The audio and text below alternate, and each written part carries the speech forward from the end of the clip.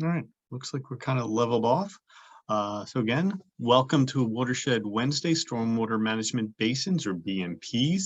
My name is Mike Pissarro. I'm the Policy Director for the Watershed Institute. We are a statewide and local environmental organization and have been working for 70 plus years to improve water quality and protect our water's health. I have two great speakers.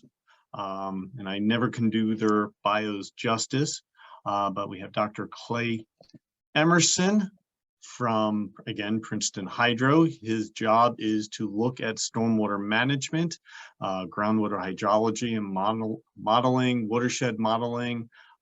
He is a phenomenal expert when it comes to planning boards and zoning boards, and really can really explain these things so even I, as a dumb lawyer, can understand.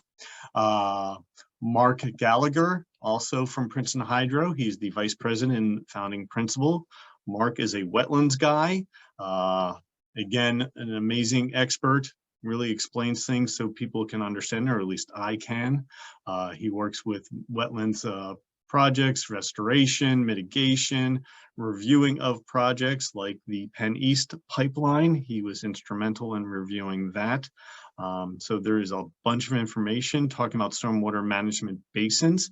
And I think it is sort of a really timely topic today, in that we are on the verge of sort of changing how we do, in some ways and shape or form, stormwater management with a new permit that DEP is about to issue. That's going to make us really rethink how we take a bunch of existing stormwater basins and really bring them up to speed.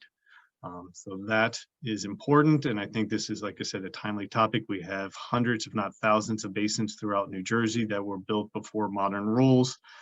Even those that have been built since 2004 may not have been maintained and really could use some benefits from retrofitting. A few bits of logistics. We are recording this webinar, so if there's something that you missed, we will be sending out a link to the recording so you can come back and watch and share with your friends. If you have questions, please use the question and answer function at the bottom of Zoom. We will be monitoring that. We will be keeping most of the questions until the end, but if there's something that comes up that I see that I think we need to stop and clarify, I will do that. But with that, I'm going to turn it over to Clay. And again, Clay, Mark, thank you very much for doing this for us. Yeah, thank you. Yeah, so that's a great introduction, Mike. It really gives a context for this. And you said a couple key things in there that I'm going to come back to. One thing you pointed out was the year 2004 and the fact that there's a lot of basins already in the built landscape. And perhaps, everyone here tonight probably has different reasons for being here. But one of the things that we're going to focus on is we'll give you a little bit of background, and we'll see numerous pictures of lots of basins. But we'll give some specific focus on retrofitting opportunities and kind of getting more out of them than perhaps they're originally designed for. All right, so with that, a little bit of an overview. We're going to talk about the term naturalization a lot, or retrofit. I'm going to have plenty of pictures of basins, as I mentioned before, and Mark has a handful as well.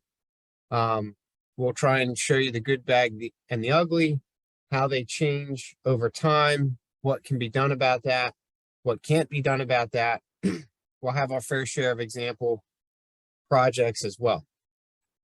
And this is a typical, also a little bit about nomenclature. You'll hear us use the term basin, detention basin. You might hear someone say retention basin. We're all talking about generally the same things. And, we can discuss what the difference is between a detention basin and a retention basin, and everyone has their own definitions. You also hear terms like wet pond and things like that to describe basins that have a normal pool, or that are functionally a pond when it's not raining. But in general, all of these things are big holes in the ground next to the parking lot or at the end of your cul-de-sac that are designed and specifically approved to be a certain size and have certain configurations that ensure that that development meets the New Jersey stormwater rules, at least as they existed at the time of the approval. And that's why I stressed that 2004 date that Mike pointed out. And honestly, before that, we'll have some basins in this state that are, 30, 40 years old. And they'll be designed to do very different things depending on how, when they were approved and built. So that's something always to keep in mind. Here's a typical, probably post 2004. I should have looked at the aerials to see basin. This one has kind of, I would file this in the good category, not the bad nor the ugly. They still mow the side slopes, but there's some native vegetation and probably some volunteer invasive vegetation showing up here as well. But in terms of being a good neighbor, water quality, some ecological value, this is a fairly good neighbor to have, at least in my opinion. On the other side of the spectrum, you may see things like this in your neighborhood, and this is not this would be a pre-2004 almost certainly, and I've seen a few of these even newer, where you have an inlet structure. This one's kind of curious here, the concrete low flow channel, and then right to the outlet structure. Not a whole lot going on here in terms of water quality treatment. Aesthetics, I prefer to live next to the previous one I showed you. That's just my opinion. Other people may prefer this. Yeah, not a whole lot of water quality, not a whole lot of infiltration, arguably no ecological value. But this checked the box at the time of this this approval. So when we talk about basins, again, we're going to talk about retrofits quite often here. And what we're trying to do is perhaps take something that originally looks like this, that really doesn't serve any other functions. What this basin does do, even something that looks like this, is it still does what was probably its only initial function or design intent, which is to temporarily, during a storm, fill up and slowly release the water over the following 24 or 72 hours in some cases. So this basin is still accomplishing that. It's not doing any of those other things. So Clay, I'm going to Sure. jump in right there, if you could.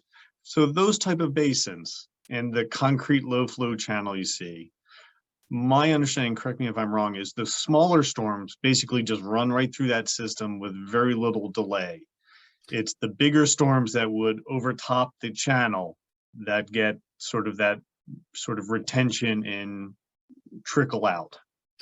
Yeah, so Mike's pretty much exactly right. So behind that graded structure on the left, there's a series, or in this case, I think just two holes in that wall that are a specific diameter and located at a specific height on the structure.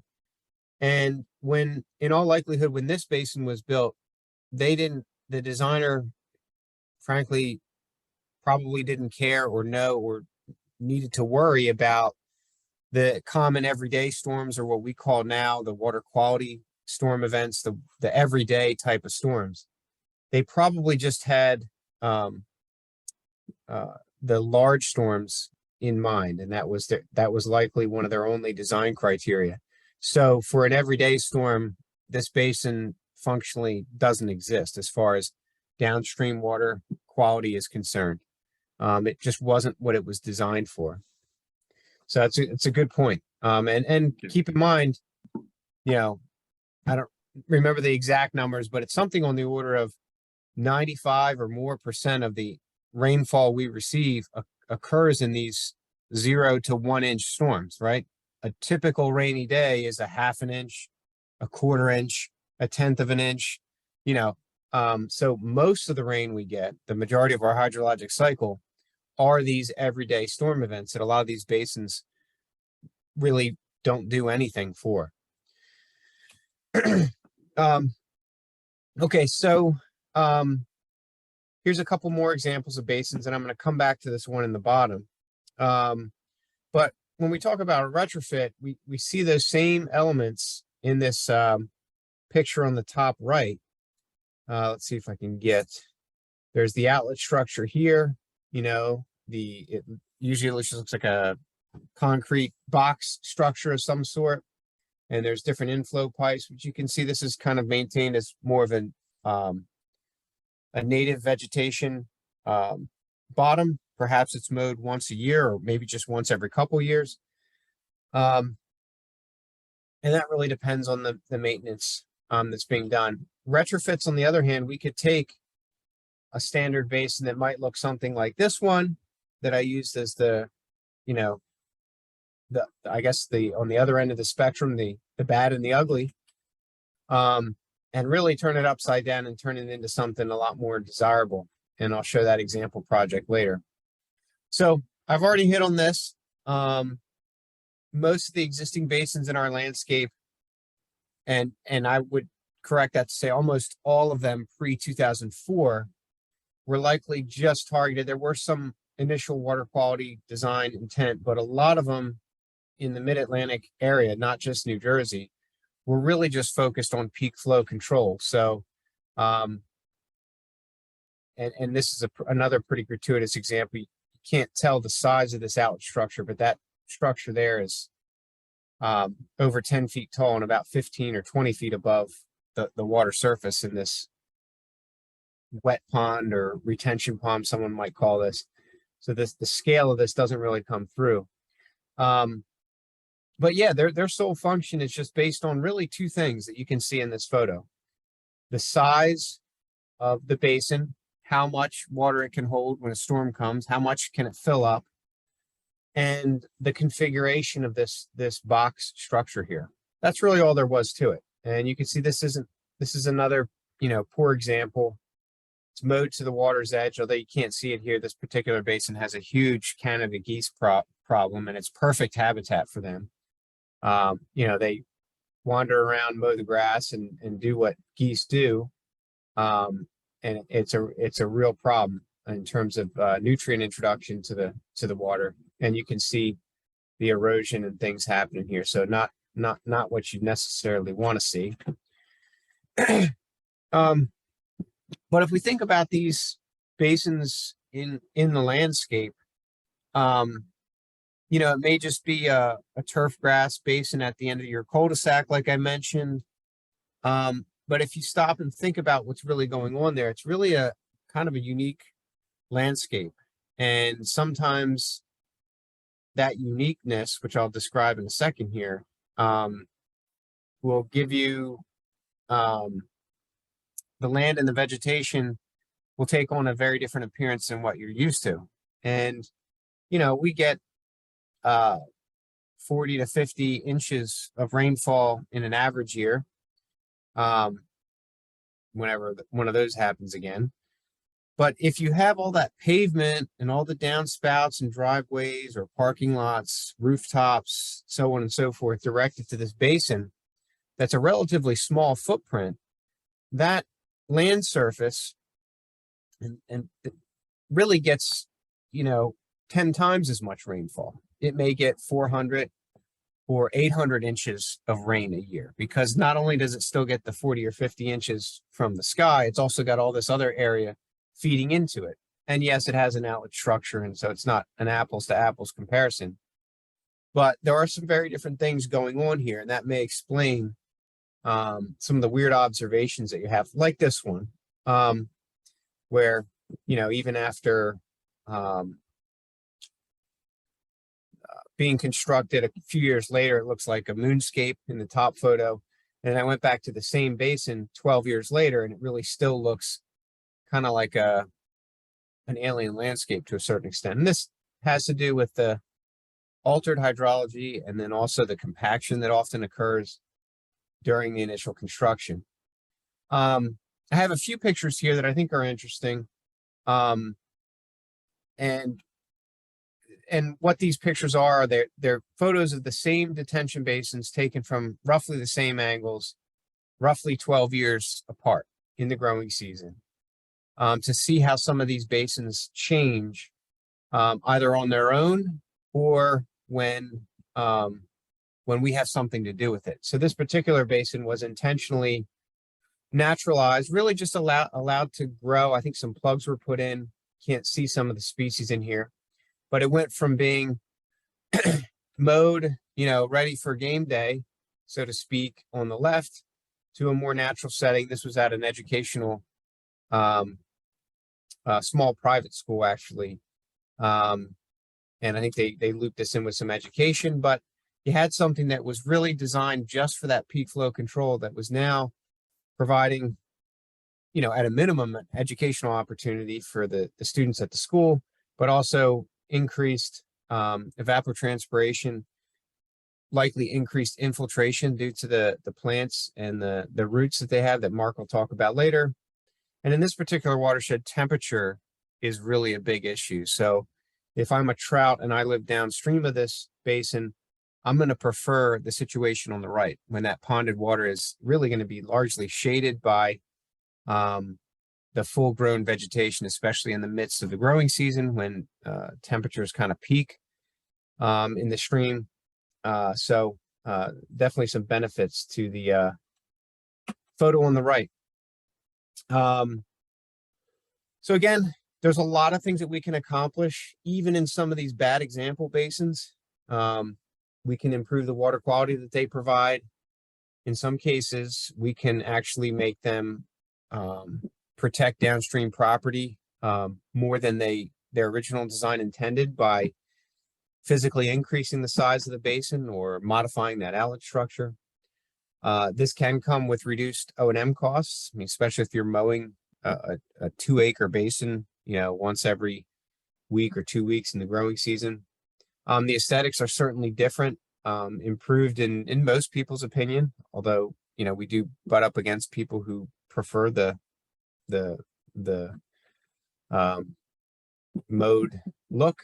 And then clearly there's ecological uplift associated with some of these retrofits that can be accomplished. And this is a typical basin that's been in operation for about five years. Nothing's been intentionally done here, but you've got native vegetation beginning to be established. And we inspected this particular basin just a couple weeks ago. This photo's from, and we told them, that wasn't the design intent, but we would leave it be, not mow it, and just maintain, keep the invasives out, keep the trees and shrubs and multifloral rows out. This is a study that was done in New Jersey. I won't go through the plots here in detail, but the point was this was done by the Pinelands Commission, and one quote that I took from that was, these other stormwater basins and kind of residential wetlands, as they called them, can and do provide beneficial habitat for aquatic organisms, and they were specifically focused on amphibians.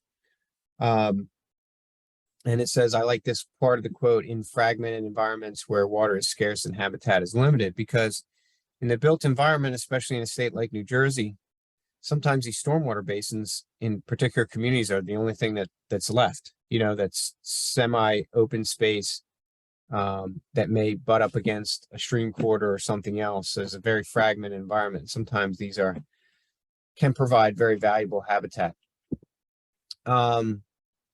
So what makes a good candidate basin for a retrofit anyway? And this basin may look familiar to many of you who are coming from the residential landscape. And by the way, one thing that we haven't mentioned here, there are also detention basins, and an increasing number of them, that are underground, that are underneath a parking lot, especially in a commercial landscape. And I have a number of bones to pick, so to speak, with those, but it is a reality, and it's not something that we're going to be addressing here in the retrofit discussion. But, it kind of depends on what your objective is. You kind of want to look for the lowest hanging fruit. I think detention basins in general, if you're trying to provide water quality benefit or ecological uplift, that really is the lowest hanging fruit, because it's where all your stormwater already goes. It's already being collected there. There's often not a whole lot of utilities in the way within a basin, so you can do some things without having to relocate or worry about utilities. And they're also usually butting up against some other useful habitat. Um, but one thing to keep in mind is you can't just go into these things willy-nilly and start modifying them. There are some things you can likely do that would require a permit or may not even require you talking to the municipality, but for the most part, and absolutely, you have to respect or improve the original design function and hydraulics of the basin. In other words, you can't undo what it was approved and required to do. But there may be some minor changes to the O&M that can be done that offer an improvement. You need to know who your neighbors are. So in this example, this is a basin that was approved post 2004. So this would have been in the current rules, at least up to a couple years ago. Things just recently changed again. So this was kind of in that post 2004, pre 2001 period. And this would be a good basin for a retrofit because you only really have 4 people who probably have anything to say about the aesthetics of this particular basin that live in these 4 homes down here. And so it's tough aesthetics to get anyone to agree on anything. Probably some of you have experienced that as well. But in this case, probably the remainder of this 100 or so residents don't even know that there's a basin back there, quite frankly, in all likelihood. But you have to make sure that these 4 people are completely on board. And they're either going to be your biggest proponents or your biggest opponents, depending on their opinions, I guess. So if you want to undertake one of these, you really do need to have a local, an involved champion of the project. And really the first step is to get the people, especially the people who might have aesthetics in mind, on board. So here's a good candidate basin that hopefully will be retrofitting if the stars align here in the next year or two. 3 things that I like in this photo. Well, we've got kind of the bad example again, right? We had these concrete low flow channels that Mike pointed out really aren't doing much. And you can see we're in a little rainfall snow melt event here when this photo was taken. And just like Mike said, here's the water flowing right down the concrete low flow channel and out the outlet structure. So water quality improvements come from water being in contact with vegetation and soil. That's the new DEP adopted definition for green infrastructure. So this doesn't fit the bill. I mean, arguably it wouldn't do that even if the concrete low flow channels weren't there, because you just have turf that has very limited water quality value. But just like Mike said, flowing in, flowing out. A couple things that do make this a good candidate for a retrofit. Number one, it's kind of not, it doesn't have a lot going for it right now. In other words, there's a lot of improvement that can be made. The other thing that jumps out at me in this figure, in this image, is there's really no neighbors. There happens to be one behind the photographer here, but so we don't have a lot of opinions from neighbors who might want X or Y or Z or some other letter of the Greek alphabet. We don't have a lot of feedback or people to make happy there. So there's a lot, maybe a little more flexibility there to do something that would improve the operation here. And again, the vegetation is just turf grass vegetation. It's being mowed. Tax dollars are mowing this particular basin twice or on a bi-weekly basis throughout the growing season. That could be improved upon. Here's kind of the bad neighbor and the maybe the retrofit. While there's some things we can do here, but this might not be, if I had limited funds, the top basin on my list, as bad of an example as it is. We have the, mowed grass, concrete low flow channel. We've got pretty busy, probably some utilities around here. We've got a lot of eyes on this, different businesses surrounding it. We've got the left turn only lane for the runoff coming in here that's being shunted right to the outlet structure. And unfortunately, this is ideal mosquito habitat here. Ponded water, it hadn't rained prior to this photo for a couple days.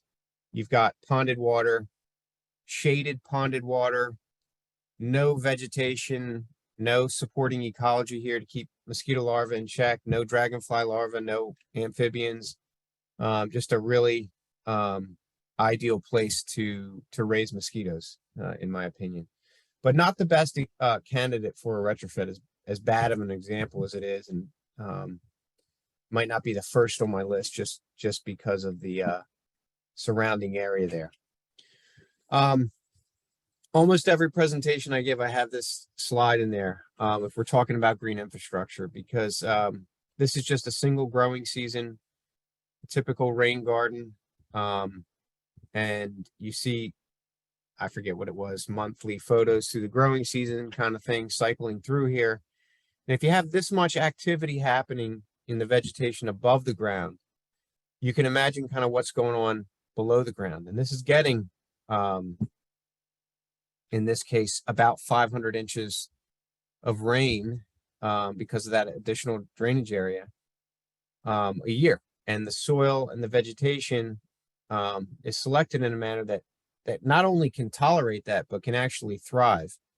And so that's benefiting people who live downstream by treating the water quality and flat out infiltrating the vast majority of that incoming runoff. Again, a couple more comparisons. These are those 12-year photos that I mentioned before. So photo on the left is 12 years ago. Photo on the right is the present. Same basin in all these photos. You'll hear, I've already mentioned it once, I typically discourage trees in the bottom of a basin. That's not an absolute by any stretch of the imagination, and you can design them and fit them in ways that really work. But generally, if you're going to allow a basin to just naturalize, I would discourage the trees. So in the photo on the left, a couple trees starting to show up. Photo on the right, there's no understory, completely shaded out. Also a lot of deer browse here. And from a water quality standpoint, the photo on the left is really what we'd prefer. The vegetation community can be extremely dynamic in these systems because of that strange hydrology. So photo on the left, 100% cattail. Photo on the right, 100% Phragmites. Neither is ideal. We could discuss the pros and cons and what to do about it till we're blue in the face. Probably what actually happened here is the outlet structure that you see on the left. I think it actually rusted out and collapsed, and so the basin probably got a lot drier when that happened. Obviously that shouldn't happen. The property owner should be maintaining this. They can't even see it to begin with these are like 10 and 12 foot tall Phragmites on the right photo. Alternatively, sometimes if left alone, things will kind of stabilize. So say some native plants can hold their own. What I meant by that, you see the goldenrod in both photos. Photo on the right's a little later in the growing season. That's one that can kind of do battle with other plants and has kind of successfully kept things down. To my knowledge, there's no maintenance that's going on in this particular basin. Mark will talk more about this, but typically the main O&M considerations in any basin, whether you're retrofitting it or not, revolve around vegetation. I don't think that's the most important O&M measure, but it's the biggest kind of decision factor. And you have two extremes here: the mowed turf grass on the left, excuse me, and a more native, in this case, vegetation palette with some even some shrub type vegetation, groundsel tree, and I think red chokeberry. Mark will correct me if I'm wrong on that. On the right, and it depends.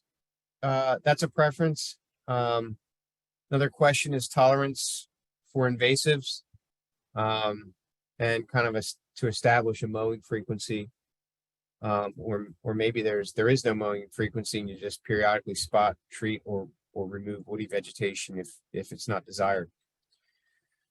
One thing I would, whether you have a standard basin looking to do a retrofit, one thing I would always suggest is to maintain a mowed path around all critical infrastructure in a basin. And your first question is, well, what's critical infrastructure?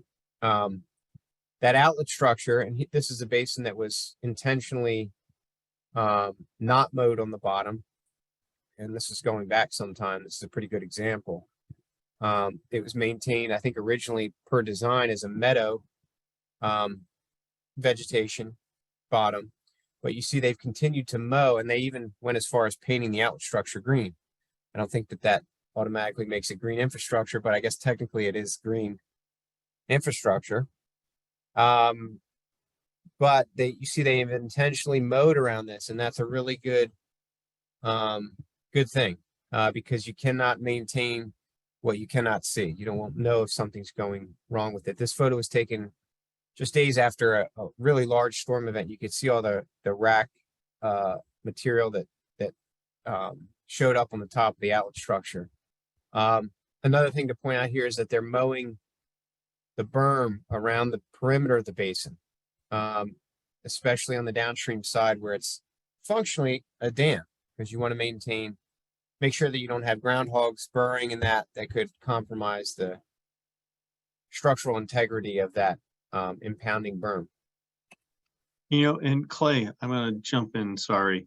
I was at a meeting this afternoon, and Dr. Chris Abrupta from Rutgers was mentioning, from a psychological perspective, if you're mowing around the edge of a naturalized basin, the community sees that it's still being maintained, and this is an intentional thing, not you forgot to maintain it, you are neglecting it. And so sometimes that may go a long way to helping the community accept something if it looks like it's an intentional something you're caring for. Exactly. I've got another slide talking about that. It's that mowed edge, for me, does so much in terms of, even if it's just implying intent. So a big criticism of this, I'm not a fan of all the wild vegetation. And I understand where people are coming from, but I think a lot of people are a lot less likely to say that if they know that whatever that structure is, basin, just open space, that someone does come by and intentionally doesn't mow certain sections of it. That mowed edge implies so much intention. I think it looks neater. There's also a functional aspect to it, as I've discussed here. This is a more simple, just throw down some seed example from Camden and Gloucester County Soil Conservation District. Craig McGee doing some good work down there, where he literally just rototilled some of these areas, seeded them. And this photo is a couple years old. I need to get back and look at it, but you can see these swales go for some distance in the background here, feed into a nice basin. Some really good native vegetation, providing some really good habitat in this particular park-like setting. Again, mowed edge. The people here are familiar with the project, so you don't have a rogue mower take these out. This is more an example, like I mentioned before, of a wet pond. You can see there's a fountain. This is a stormwater detention basin, just like any other. It has the same design intent, except it also functions aesthetically and from a water quality standpoint as a pond, although I'd argue about how well this is doing from a water quality standpoint. As you see, this eroded shoreline is introducing a lot of sediment that into the system. And this was a retrofit that we did, just looking to stabilize that shoreline. But retrofits can be done on wet ponds just as well. This is the slide that Mike was kind of alluding to there. That mowed edge really shows intent, and beauty is in the eye of the beholder, but in my opinion, improves the overall aesthetic. So you have a basin here with a mowed edge. Actually, I'll talk about this one in a second. And this is just kind of a meadow area where a walking trail is mowed through an open area. And I think you'll get a lot less complaints about the wild vegetation if you maintain a mowed, a reasonable width mowed path through an area. So this is the example. This was actually in the title slide. Typical standard detention basin. This is after a storm. It held water for extended periods of time. You can see some active construction going on in the background. And this is the post retrofit photo, kind of taken from the same direction. And this particular client in this home, technically this basin was on their property. It was within an easement, but it was technically on their property. And they had to jump through some hoops, but they wanted their backyard, frankly, to look like this on the photo on the right and not the photo on the left. And at their own expense, we worked with them and developed this retrofit. And we had to prove to the township that the original design intent of the basin was being maintained and obviously improved. It didn't initially need to infiltrate water. It didn't initially need to do much for water quality. But the pre and post photos here probably speak to what an improvement was actually made here. And this was kind of a complete do-over. This is a really heavy-handed approach on this, and really regraded the whole area here. We didn't import nor export any material, so we balanced the cut and fill the soil on site. We just moved it around a whole lot and ended up kind of tying their backyard much more seamlessly into this basin. If you were at their property, you wouldn't know that it was a stormwater basin. It just looks like a meadow, kind of fits in with the surrounding landscape. Whereas before, they had this big mound. It looked like an armory or bunker or something, a 10-foot tall mound. And yet from the home, they could still look out over this, not so appealing basin. They really wanted to bring kind of nature into their backyard. They had a good opportunity to do it. So the finished product is this. You can barely see it in this photo, but they do maintain a mowed walking way through this meadow and through the basin. And it's really been something that they've gotten a lot of joy out of in the years after this construction was done. Another real quick example project, Mark, I'm going to kind of go through this one pretty quickly and then hand it over to you. Another typical basin, mowed grass.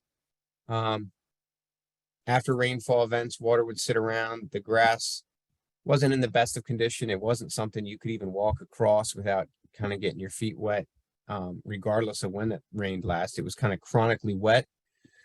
But it drained a fairly large area. So we're talking multiple acres here, like, I don't know, 20 or something like that. And the area in question is down here, and it flowed out and ultimately to the Barnegat Bay, which saltwater ecosystem, nitrogen is a big issue. And so the mowed grass, chronically wet, likely being fertilized routinely, not an ideal situation. Again, the mowed edges, we wanted to bring in some native vegetation, but we wanted to maintain overall visibility and, I say, safety perception. I mean, this is not a dangerous place to begin with, but people do like that line of sight to feel comfortable. I think that's a not discouraging, or I'm not trying to talk down on people. I think it's a human instinct, and it's important. But we were trying to change things, provide some infiltration and water quality and ecological uplift, of course, as well. What we found here is pretty typical for a lot of basins, unfortunately, in the state. You got to remember when these things are built, they are active construction zones, and they are driven over with rubber tire equipment of all makes and models. And then some seed or some turf grass is often rolled out on top of them, and that doesn't go away without interaction. I mean, it takes lifetimes for soil to recover from compaction. And that's what we found here. I was able to just cut the grass and roll it up like a sleeping bag. That's not a good thing. It made it easy, my job easy for me. But the roots weren't getting into this underlying soil. And that's because the underlying soil looked like concrete. I mean, this is how it came up as I slowly attempted to dig through it. It looked like blocks of broken concrete. It was actually mostly sand and some gravel, but it was so compacted that water wasn't getting through it, roots weren't getting through it, earthworms weren't getting through it. Fortunately, in this part of New Jersey, there was some really good sand underlying this soil.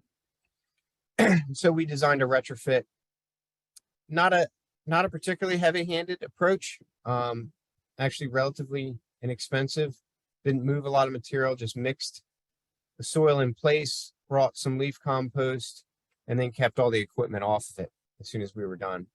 We also built some really shallow check dams. I'm talking about like 6-inch speed bumps almost, if you will, that made that water temporarily pond in a shallow depth and spread out over the landscape and get that contact with soil and vegetation. And this is just what the soil looked like. There's some numbers here. We don't need to be too concerned with them tonight, but what was concrete turned into something that looked like valuable topsoil with just a little bit of interaction. And of course, I didn't warn everyone, but I am an engineer, so here's my graph. I have to have a graph in my presentation.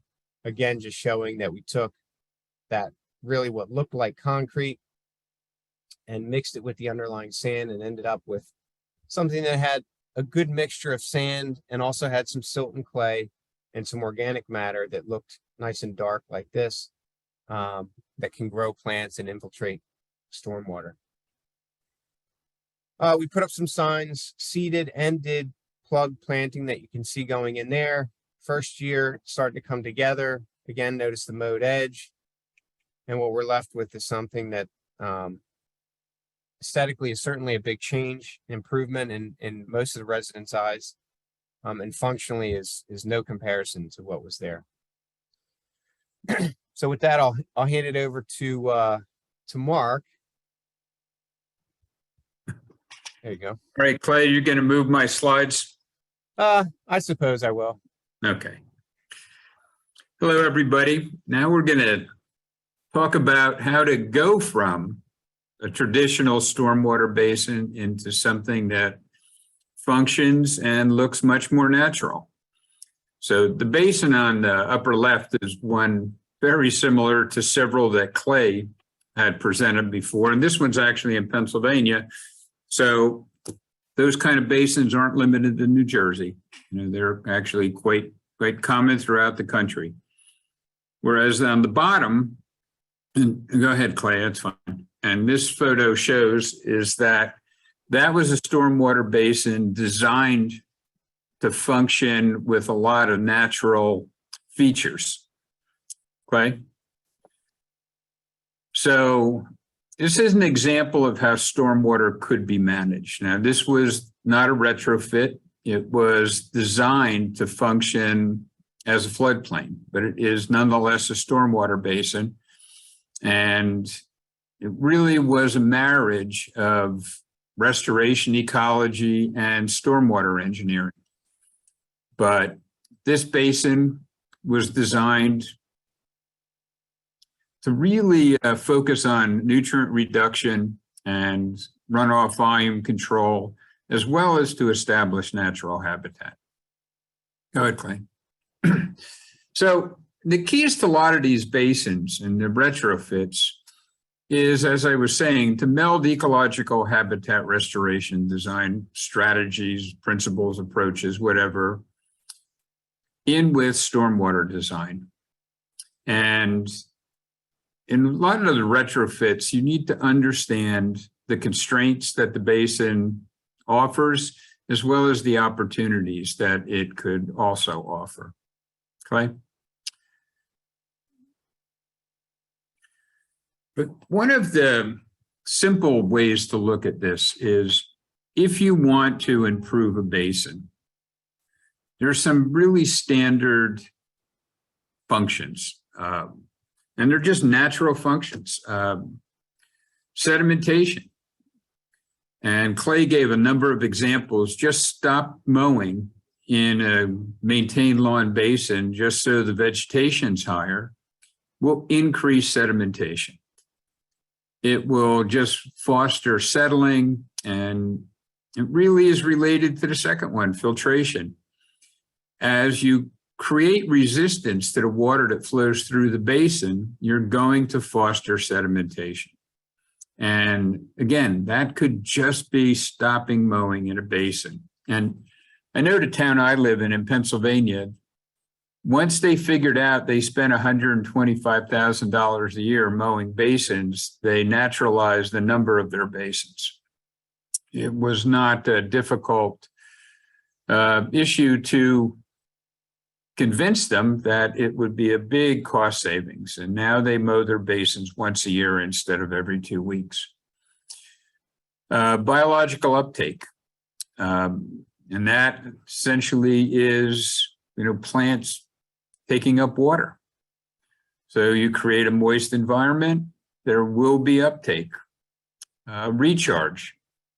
Clay, especially his last one, tweaking a basin or modifying the soil structure many times is a key part to making the basin function better, because so many basins, especially older ones, are underlain by heavily compacted soil. Some older ones sit just a few inches above rock, and there's just a layer of topsoil over rock. So, in that case, it would be a constraint, but a lot of these basins could be improved with just very, very simple modifications. Decomposition, and a lot of this is related to nutrients. Once you create a better soil environment, nutrients can often get transformed by bacteria in the soil. And that is one of the reasons why we protect wetlands, because so much nutrient transformation occurs within those wet soils. Interception. I know Clay mentioned that he doesn't like trees in basins, and in many basins it's probably a good idea, but they can be planted around the edge. And interception is one of the best ways to reduce runoff on a watershed scale. Clay? So where do we start? I had mentioned substrate a number of times, so we'll start there, and then we'll talk about hydrology, and then we'll talk a little bit about plant material. And Clay, hang on one second though, and that photograph on the right is a picture of a stormwater basin that was designed to be natural. So these basins could truly have a much more natural feel than we're used to. Go ahead, Clay. Now, Clay showed compacted soil underneath the grass in his one photograph, but good equipment operators compact soil. That's what they're taught. So this is a side slope on a stormwater basin, and you could see the tire tracks for the bulldozer. As they grade the site, they just track over it to keep the soil in place. Clay, next one. And this is a photograph of a wetland creation project. And in this case, my client, for God knows what reason, but hired a paving contractor to build a wetland. And very good at compacting soil. So this is a photograph of the wetland after it was planted. And that look, where there's very little vegetation, it looks sparse and stunted, is a classic view of a compacted soil as vegetation really struggles to get established. Clay? So what we're going to look at now are a couple examples of basins that were designed to have healthier soils. Now, this is in South Jersey, so lucky it's primarily sand, but this was a basin designed for recharge. And the investigation, the pre-investigation, found that it was mostly sands and gravels. So the basin, when it was done, had a blend or a mix of organic matter to reduce any possibility of compaction and to provide some good paths for water to move through the soil. And as it was constructed and topsoil placed over it, no equipment operated on that material and they all backed out. And so it was very loose. Clay? And one of the reasons for avoiding compaction on stormwater basins is to allow for deeper root growth. As Clay showed before, we had lawn that had about 2-3 inches of root growth. And if you look at their lawn in your yard, you'll see that typical lawn grasses don't root very deeply. But our native grasses, and there's 4 examples of them, and you'll see them pretty commonly in this area, they can root to 6, 7, 8 feet. So when we are looking at trying to maximize infiltration or recharge, these warm season grasses can be really valuable elements of a stormwater facility because they provide those pathways for water to move through the soil into the groundwater. Right?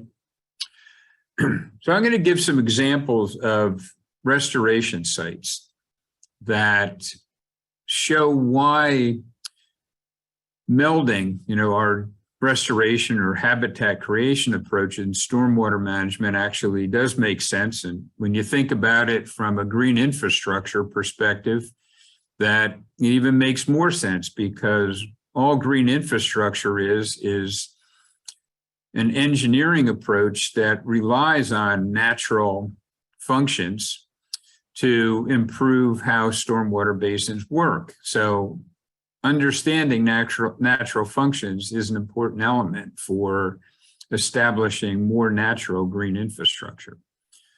So that's fine, Clay. This is a mitigation site that can see how rough the soils are.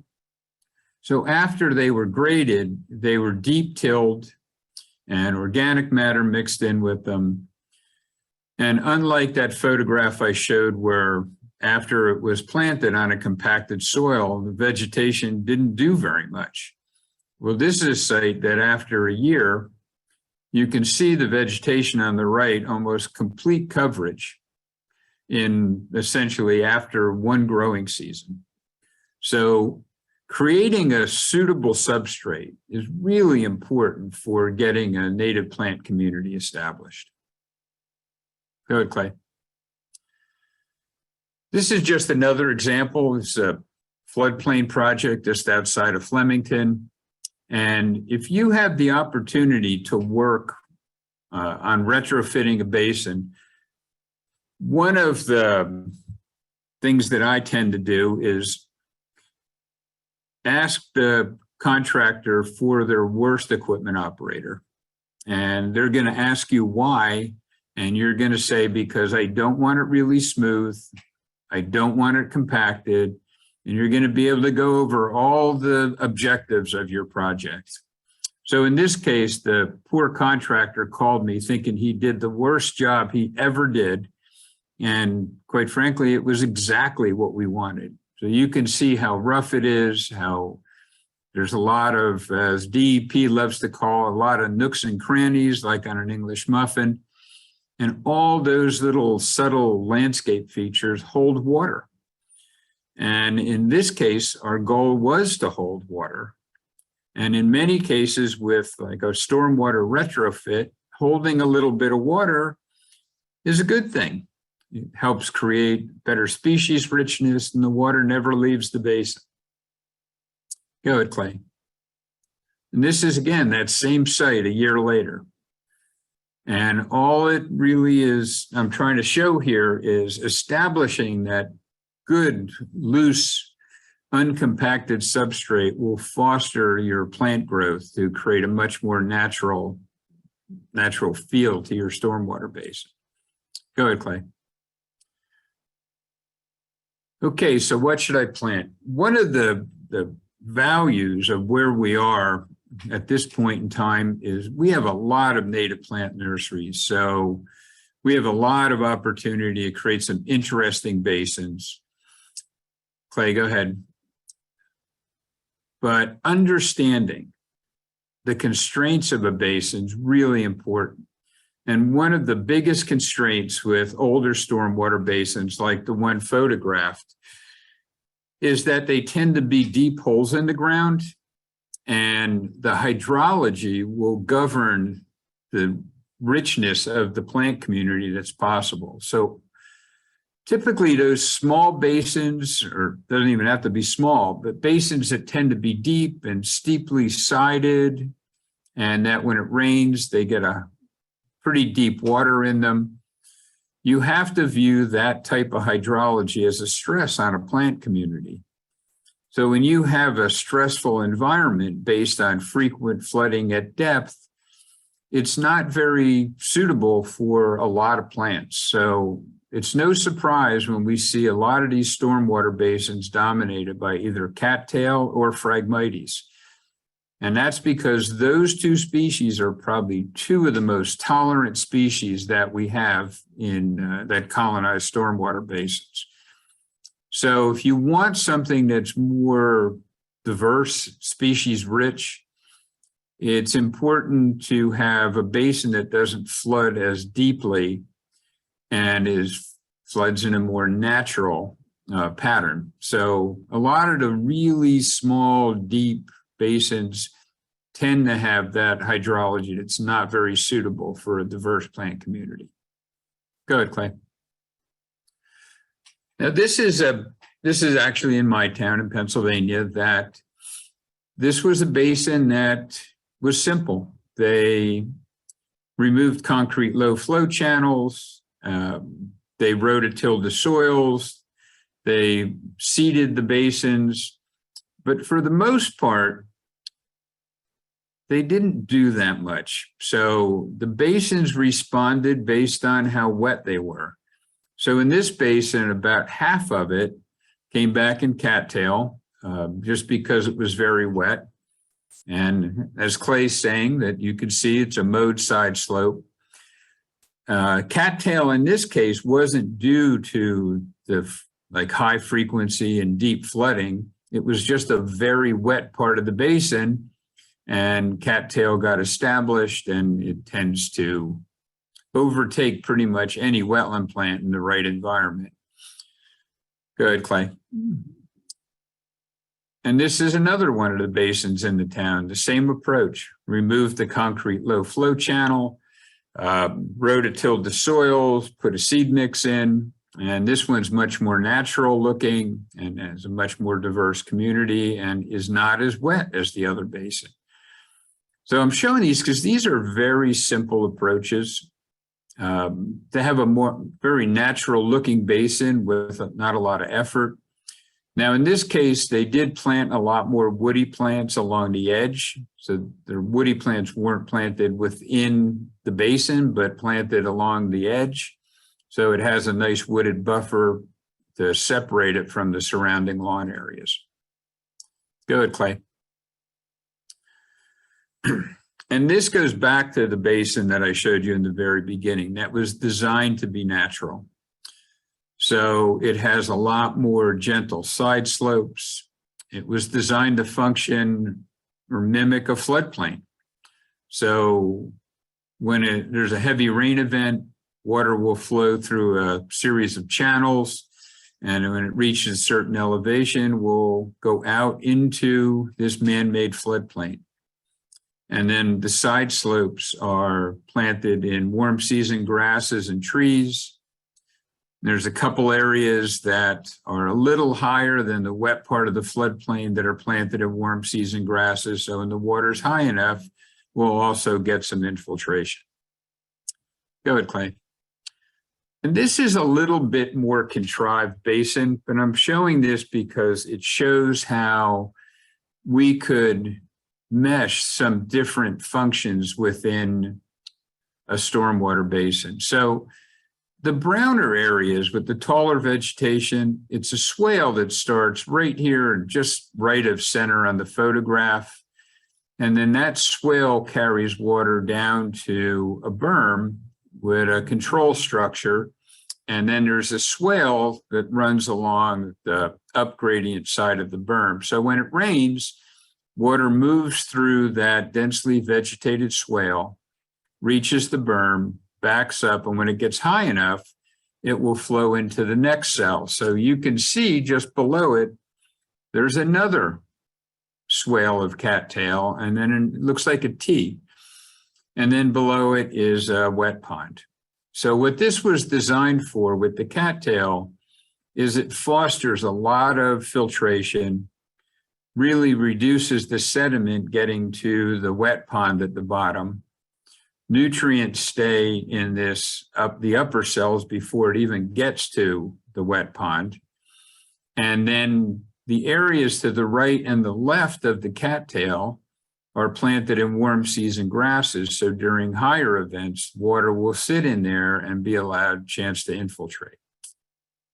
Go ahead, Clay. And this just shows, and this is right below a stormwater outfall, and there's a little scour hole. You can see some of the rock on the left, and then cattail. And cattail, this is taken in March, I believe. So it persists through the winter, and then you could see the new shoots coming up. So maybe it's a little later than March, but because it has that persistent biomass, it's a good filtering plant because you can see the leaves that are in front of it. So any kind of garbage or larger material tends not to go very far into the vegetation, and it allows for easier maintenance at the scour hole right below an outfall structure. Clay? Now, this is the exact opposite, and I've seen this proposed in several plans over the years because it's a really pretty flower. Nice blue flower, grows well in the spring, but by the end of June, early July, everything above ground dies back. So the only thing that's left of this plant in the summer is the root. So if you're trying to foster sedimentation and increase resistance to flow, this is not a good plant. Even though it has a pretty flower, it provides virtually no functions for most of the year. So understanding how a plant functions over a year is really important to achieve some goals, such as filtration and sedimentation. Go ahead, Clay. And so Clay had talked about avoiding planting trees in the bottom of the basin, but planting trees in and around the basin can be very valuable from a green infrastructure perspective as it relates to a watershed. Trees can intercept and hold a lot of rainfall over a year. And conifers hold even more than deciduous trees. So I just presented this to give some numbers as it relates to the amount of rainfall that a tree can hold. And that water never even gets to the ground. So it doesn't even have to be managed by a stormwater basin.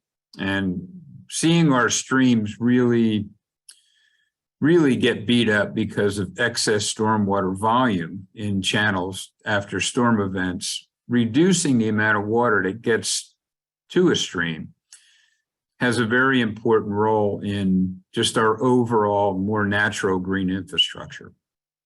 Go ahead, Clay. We talk about retention. There's often subtleties that not having perfectly smooth land can be important. And this is a wetland project up in Bloomfield. And it was designed to have a high level of microtopography. So every tree you see is growing on a high spot, which is just about 9 inches higher than these areas with water. So in this case, we wanted to keep the water, and it helped drive the hydrology of a wetland, but much the same for a basin or even areas around the basin. If we view water as being valuable, we'll treat it differently than we did in the past, where pretty much all the designs were to get water away from our homes as fast as possible, to an inlet in the street, to a basin, and out to a river. So a lot of the green infrastructure approaches are really designed to look at water favorably, to keep it in the system. You want infiltration, you want to keep it there a little longer. To drive the hydrology of a wetland, you want to capture the water. So it really is a very different philosophy, and that should help guide some of your decisions if you're thinking about retrofitting a stormwater basin. Go ahead, Clay. So with regard to successful natural design, and we've talked about mowing areas along basins, and a lot of that has to do with just a general fear of nature by many people. So it allows that little bit of buffer. It gives it that maintained feel. But if there's an opportunity to connect a stormwater basin to a larger natural community, it's worth considering. It doesn't happen in every situation. So, look for those opportunities. When you start, one of the most important years is the first year. If you have a basin, you want a lot of diversity, species richness, and it's wet, you may not want cattail. But if it's there, it's going to spread. So the DEP and a lot of our wetland mitigation projects, we have to manage for cattail for the first few years to give the other species a chance. Now, it's an interesting dilemma with cattail because it's such a valuable plant for filtration, but it depends on what you want your basin to look like. One of the other important things is make sure that what's designed is actually constructed. And a lot of times, we talk about making sure the soils are loose through deep tilling or mixing with organic matter. You want to make sure that's done right, because having those healthier soils will be instrumental to getting the plant community you desire.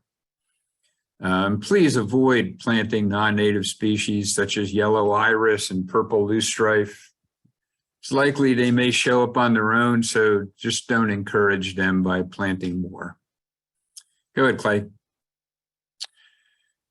And one of the other things we're seeing, Clay had mentioned it, and a lot of designs right now, we focus on trying to create good pollinator sites as well as functional wetland or just functional sites from a green infrastructure perspective. But there's some stormwater basins, and this is a basin that's in Pennsylvania, not far from where I live. There's 123 species of birds that have been identified within that stormwater basin, including 2 that are not very common, American bittern, and on the right is a sora rail. So many times these basins could be really important just elements of our natural communities, and especially in migration, which these 2 birds, almost every year someone finds one in that stormwater basin. Go ahead, Clay. And that's it. So thank you very much, and we will have time for questions. All right, great. Thank you very much. I want to make a couple points. So Mark, you talked about creating habitat where you have the opportunity. And I think if you can create habitat as well as naturalized basins, you may open up funding opportunities from the federal government and other organizations that will help fund that. So that is, one of the things to think about. Both Mark and Clay touched on this a bit, but let me emphasize a few things as a lawyer. When you go in to touch a basin, no matter how small you are going to deal with it, you should be talking to the municipality. They approve those plans. So they have to be on board with those changes in many circumstances. Even if it's just planting grasses, warm weather grasses to replace the lawn, you may at least want to touch base with the municipality to make sure they're okay. They don't have any questions. You don't need permits. Ripping out concrete low flow channels and doing other structural changes, you definitely need to talk with them. May even need to get permits from the Department of Environmental Protection. So just talk, sit, meet, educate is important. Education is important. As Clay said, aesthetics is important. Having people understand what you're doing, especially the people who are maintaining the area. So if you're an HOA and you have a landscape company that always mows your basin, tell them what you have done. Make sure they understand what you have done. Make sure you put signs up, because you don't want to be planting and then next week having the mowing company come in and take it all out. I've heard stories about that in the early days of rain gardens here in New Jersey. Very important. And then just one or two more points. As we talked about, you can do just doing some additional plantings in the basin to the full rip it all out and rebuild it. Removing concrete low flow channels can be very expensive, but you can sort of remove sections of them, put in check dams, so you're getting a lot of the same function without actually pulling it all out. And I always wonder if I play engineer well enough. So Clay, Mark, disagree with me if I say anything wrong, but so you may not have the budget to remove all the concrete low flow channel, but if you can pull out some of it, put some check dams in or other ways to spread that flow out, you're doing some benefit. And we did that up in Hopewell Borough just this summer for that. So with that, let's have some questions. I'm going in no particular order, but Clay, not necessarily a question, but your grain distribution plot was very well done and aesthetically pleasing. So you got that. Excellent. So a question early on, sounds like it's always an improvement to have native water loving plants in the basin. Are there any circumstances where vegetation would be counterindicated? I saw that question there. I couldn't think of one. And one complaint that we've heard before from, no, I'll be nice about it. I won't say who we've heard it from, but some people say, well, if all the vegetation grows, the basin's not going to be able to hold any more water. And that's not a fair or really an accurate statement at all. People I've heard, say, well, the basin was designed to be a certain volume, and if it has a tree in it or vegetation, that plant matter is occupying the volume that the water is supposed to. And I would challenge that person to quantify exactly how much of the volume of the basin that vegetation is occupying. And however little it is, it's nowhere near significant, especially knowing what goes into the design of these basins. So the answer, I guess, that's the long answer. The short answer is no. No. And as Mark mentioned, plants actually sort of capture some of that rain, so it never hits the ground through their leaves and bark and some other stuff, I guess. So, you having that volume benefit as well. Going with the trees, Clay, why no trees in the depths of the basin? Is it because of shade, or do you want to mow once a year? Why don't you like trees in basins? Well, yeah. So I didn't want to come across as being the no trees in basin guy, but my big complaint about basins is they should not be near an outlet structure, because eventually they're going to keep growing and eventually they're going to fall down and they can damage the infrastructure when that happens. They shouldn't be on the berm, which is not necessarily the cut slope, but the actual berm where the land goes up and down. For the same reason, if they were to blow over in a storm, they could compromise the integrity of the dam, so to speak. In the bottom of the basin, I think that's what you mean by in the question. They will shade out the meadow type vegetation that does, I think, have a more expansive root system that does more for sedimentation to slow velocity down and things of that nature. So if I had water quality in mind, I would go with a meadow vegetation. Do I think it would be great to work some trees around the perimeter, especially where it's not the dam, but the cut slope around some of the perimeter, or maybe even have some not just have a flat bottom, but have some interesting topographic relief and maybe have a high point or two with a single specimen tree or two. Yeah, that sounds like a great idea. So I'm not against basins having any trees. I'm certainly against them being near sensitive infrastructure. And if I just had to pick all trees or all meadow vegetation and water quality is my only concern, I would probably go with the meadow vegetation. So, yeah, I don't want to be the no tree guy. So my response is a little bit more detailed, maybe. Not just a simple answer. There's many things in this arena. It depends. Yeah. And I will add to that, just saying that meadows are probably one of the rarer community types we have. So anytime you have a chance to do a meadow environment, it's actually very good for pollinators and some other species that we pretty much have developed most of their habitat. Yeah, that's a good point. Really, probably the best point of all there is if there's any interest in ecology for the purpose of the retrofit or what have you, you can find woods that are heavily browsed and, probably a lot quicker than you're going to find a meadow. So that's a really good point. Good. I'll use that next time, Mark. Next time I get that question. Keeping with the plant theme, Mark, do you ever select specific plants for specific nutrient, heavy metal, etc., transformation or microbial activity to deal with specific pollutant loads? Sometimes certain species like soft stem bulrush in wetlands can be well known for their nutrient uptake, even cattail. But for the most part, no, because it really is, as long as you're creating a natural community, you're going to get some good infiltration. Warm season grasses are good for fostering that, but not so much as far as metal uptake. And if you're thinking of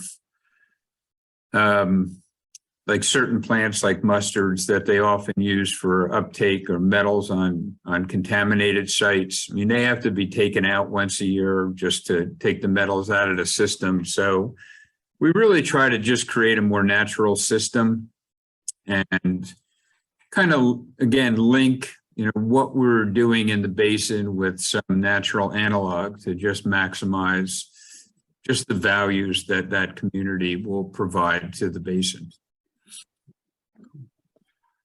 Clay, early on you showed a basin with one, you cycle through a year's worth of growth. The questioner has, there's a potential for goat and sheep forage and has been called tree hay in the traditional agricultural in most places. Has anyone been doing the PO work to get this food source feed resource recognized? I guess getting the sheep and goats in there to do the mowing for you.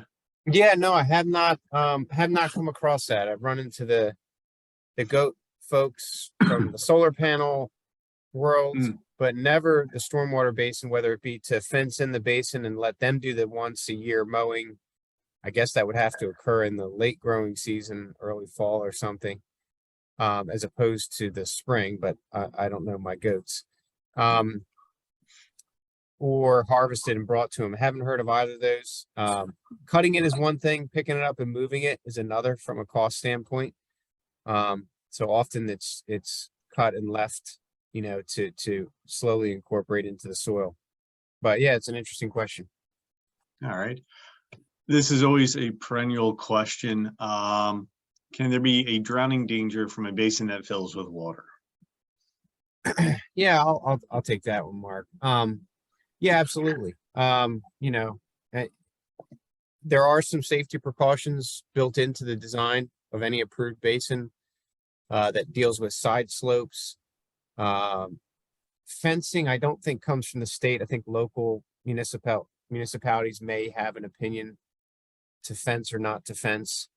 But yeah, side slopes, wet ponds that have water year round, have safety benches kind of graded in under the water. So that if you fall into the water, you're probably falling into 6 inches or a foot of water and not 6 feet. I mean, anytime you have standing water, there is that fear. But most, the drownings that I hear of happening in a stormwater realm are often from entrapment in culverts and people getting hydraulically sucked into culverts or pinned against structures. And those typically don't occur in basins. They occur in, big culverts where first order tributaries are being piped under roads and things like that. Very serious concern. Not as much of an issue in detention basins, at least in my experience. And, with the exception of wet ponds, which are basically mini lakes, mini ponds that are designed to have water all the time, all of the basins are supposed to be designed to infiltrate or discharge within 72 hours. So you're not having a lot of standing water for a long period of time. Correct. With huge storms, you will get a lot of volume, and you may have that risk at that point, but it's not one of those risks that should be staying over a long period of time. All right. Tree species like willow, poplar, mulberry, birch, and others make excellent dried forage, silage, and fresh food for ruminants. A few weeks after mowing can also be an excellent timing for pastured poultry production. Soil biodiversity and improving values of carbon in soils can be advanced by periodic episodes of this sort of animal presence. Forbs and tree pruning can be a boon to inputs for building soil quality and biodiversity. Might any storm basin clients interested in regenerative aspects of storm basin management plans? Yeah. Interesting proposition. I haven't heard of that. Yeah. Yeah, sounds like some Rodale Institute good stuff talking about getting carbon into soil quality and how animals can be a component of that, not just the vegetation, the soil, and the water. I think that's a field that's yet to be explored. I have not seen a single, besides the ever-present Canada geese, in basins. I certainly haven't seen any intentional introduction of them at these key periods where they could be mutually beneficial to one another. But yeah, hopefully we'll get there, frankly. And, we talked about green infrastructure a bit. In New Jersey, green infrastructure has always been sort of there, but not really there. And then 2 years ago, DEP required the use of green infrastructure, so the use of soils and vegetation to treat stormwater. So we're going to start seeing a lot more of basins being designed from the get-go. As I mentioned at the very beginning, we are in the process of approving a new permit in New Jersey that is really going to encourage municipalities, homeowners associations to go back to all these basins that were designed pre-green infrastructure and retrofit them. So, there might be a critical mass where this becomes more of a common occurrence. Will the soils eventually reduce to be classified as hydric, or is that such a slow process that is never considered a wetland using the 3 criteria of soil, vegetation, and hydrology? Mark, I'll answer quick, and then you might have something to add to it. Yeah. Yeah. So I think no. There is a balance between wet and dry cycles. And you're going to end up on one end of it or the other. In my opinion, you'd like to end up with long enough dry or aerobic cycles that you keep up with the organic matter that's being generated. On the other end of the spectrum, a little bit more wet, you could be anaerobic more often and not have as fast a breakdown of the organic matter that's being generated. And in that case, I'm not sure that it would slow the, would lead to wetter conditions in either case, but you definitely can be in one or the other side of that balancing point.